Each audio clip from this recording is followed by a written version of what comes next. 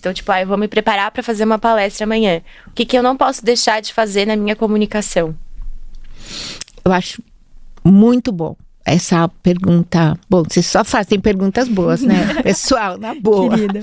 Olha, há algumas coisas que são absolutamente necessárias quando você vai falar.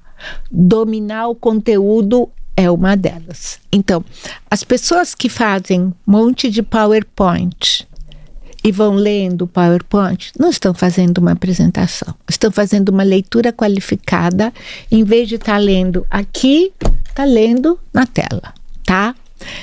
A coisa principal é você sentir aquilo que você vai passar para o público.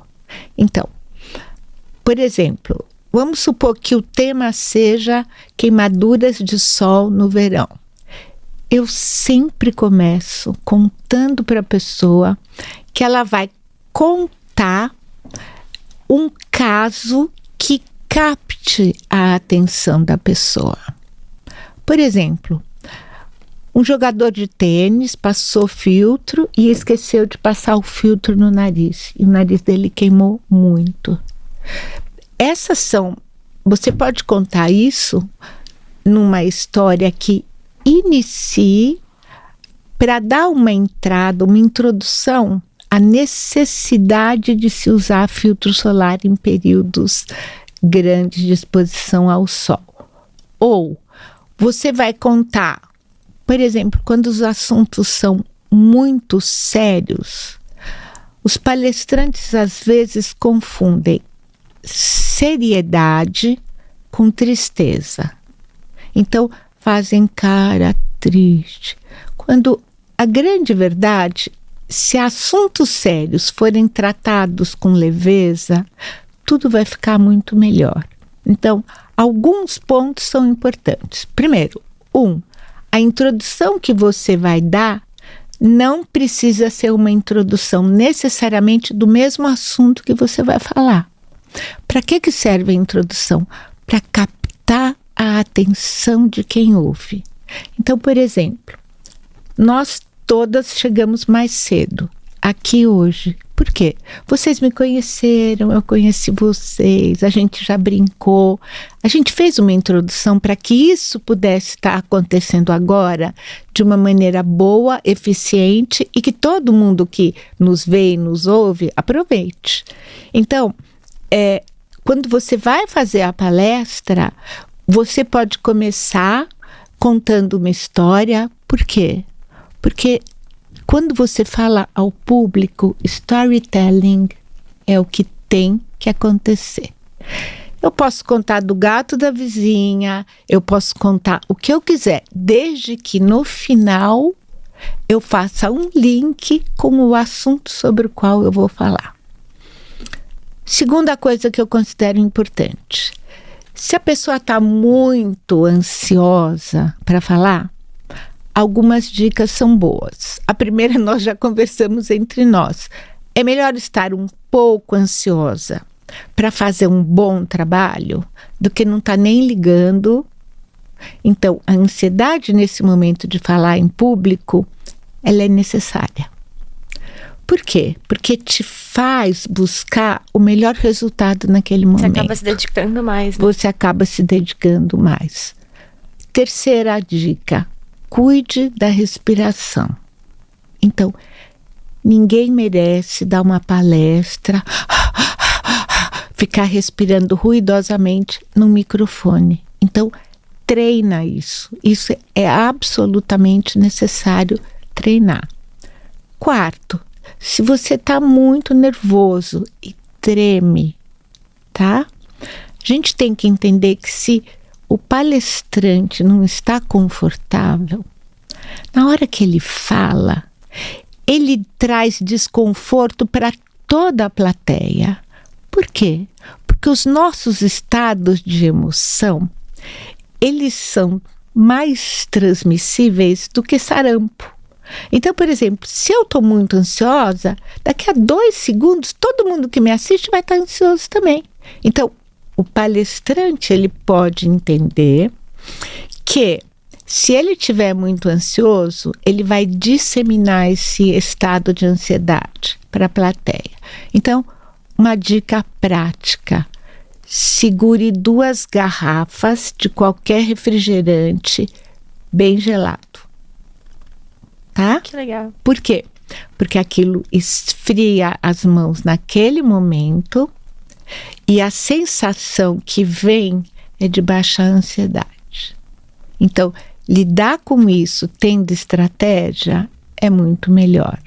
Não, isso serve até para quem faz apresentação de aula, essas coisas, tem que apresentar na frente, né? Sim.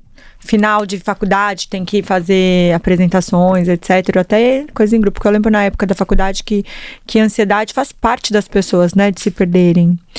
E, Ana, eu quero fazer uma pergunta linkada com a da Bel, que a gente está falando dando dicas de empreender na parte da comunicação. Quando as pessoas tem muita... A gente se comunica o tempo inteiro, né? Sim. Na empresa, desde acho que todas, né? Todos os setores, tem setores que se comunicam mais, tem setores que se comunicam menos.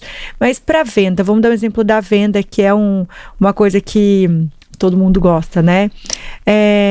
Como que as pessoas abordam, se comunicam para ter bons resultados? Mas eu queria terminar a minha explicação de palestrar. Ah, tá, eu achei que já foi. A louca que já entra no meio. Dica do nervosismo, ela ia Tudo terminar. tudo bem, a pessoa ansiosa já atravessou. Mas tudo bem, já sabemos a próxima. Já sabemos a próxima. Olha, então essa é a primeira do nervosismo, ok? Então a gente já sabe como lidar.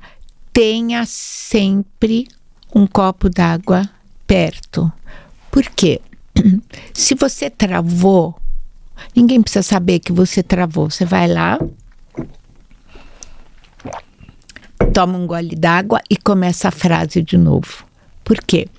Clareia a memória de quem está ouvindo e clareia a tua vontade de falar com um novo recomeço. Então isso é importante. Agora, mais importante de tudo, treine o que você quer falar de acordo com o tempo que você tem.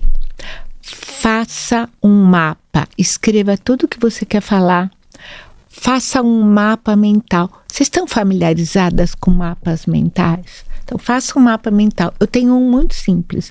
Imagina um caminho, Sheila, imagina um caminho que você faz todos os dias. Sei lá, daqui para sua casa. Você presta atenção onde para o seu olhar. Então, em cada vez que para o seu olhar, você cola um item da palestra que você vai dar, um item da aula que você vai dar, um item da conversa que você tem que ter com aquele funcionário, por exemplo. Então, você tem um roteiro onde você une uma coisa que você faz automaticamente todos os dias com uma coisa que você tem que fazer naquele momento. Mais uma recomendação. É muito importante os aspectos, você olhar os aspectos não verbais da fala. Então, a entonação, os gestos, a expressão facial. Eu sempre recomendo para todas as pessoas com quem eu trabalho, e isso serve muito para as vendas, que já vai ser a nossa próxima questão. Sorriam. Tá? Então, se vocês sorriem, tá? Existem pesquisas que contam que vocês vão ser mais lembradas 77%. Nossa, é por isso que ninguém esquece. Então, 77% Eu sou famosa já. das pessoas que sorriem são muito lembradas. Então, sorriem. Quando você sorri, você passa a mensagem melhor, o público entende melhor, tá? Então, acho que essa é uma coisa importante. Você vai falando com a pessoa E vai sorrindo. vai sorrindo. Eu odeio você. Olha, e vai sorrindo. Dá uma seguradinha aqui, tudo bem, gente. Dá uma Assim, seguradinha. na verdade, o que você deve evitar é um rosto fechado. Ninguém merece um rosto fechado. Mas você não acha que às vezes as pessoas têm um rosto fechado, que elas nem sabem que elas têm um rosto fechado? Por isso que é importante se olhar no espelho. Na hora que treina, é importante. Bom, eu gosto que a pessoa tenha um aplicativo, tá? Em que a pessoa vá se controlando no aplicativo para ela poder se ver como ela está palestrando. ou como ela está dando aula. Legal. Entendeu? Acho que isso é muito importante de acontecer. Porque ela tem que ter um feedback dela mesma. É o eu dela conversando com o mim. Então, ela dá aquilo para mim e o mim dá aquilo para o eu. Então, acho que isso é muito importante acontecer nessa hora. O aspecto não verbal diz respeito ao ritmo, diz respeito à tua entonação, aos gestos, à expressão facial, por isso que eu falei de sorridente. Então, às vezes as pessoas colocam a plateia numa coisa que se chama conflito cognitivo. O que é isso? Eu falo com uma expressão, palavras que não querem dizer aquilo. Por exemplo, estou muito contente de estar aqui hoje. Olha a minha cara. Eu estou contente? Não. Então, a gente tem que tirar, entendeu? Então, a gente tem que entender... Não gostei, gente. Vocês são muito legais.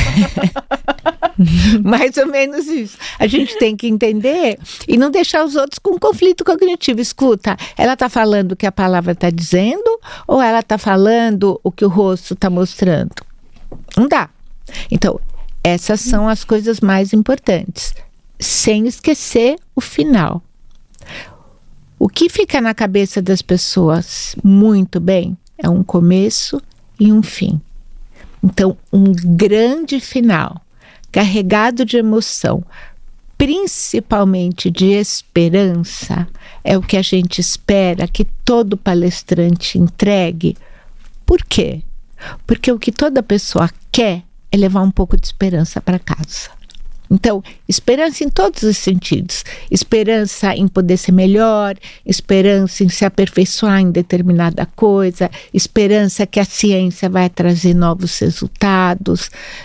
Enfim, eu acho que a missão das pessoas que falam para muitos ouvirem é uma missão que tem o papel de produzir estratégias, mas divulgar esperança. Que legal.